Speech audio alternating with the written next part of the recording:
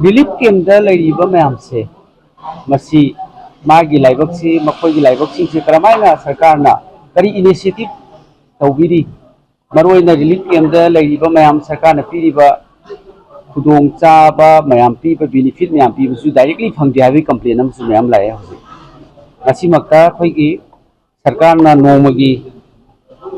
पीरीब अखोइगी चानबगी अदगी इनसे अखोइगी पैसा खरा मतेंग पांगबा सिसु डायरेक्ट बेनिफिशियरी अखोइगी इनमेट सिंग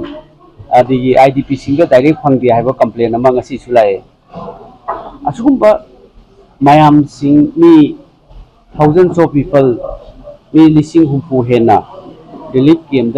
मैम सिंग मरोइना होजिकी हाइरिबा थोकचोम लखोय हाइरिसि चुचानपुर दगिनी चुचानपुर की खुलमदगिनी अदुगा मोइरांग रिलीफ कैम्प लेबनी अदुना सरकार की हौजि फावदी होय रिलीफ कैम्प लेरिबसिंग खुदोंग चाबदी पी चाना थंगनबा मरांग कायना फंगबा नत्रगसु खरदि पीरी कयाम कुइना सही अनि सुजलाबा असिदैसिदा अखोय कयाम कुइना थमहिगदगे हाइबसी सरकार की इनिशिएटिव ति हुजिफो उद्री।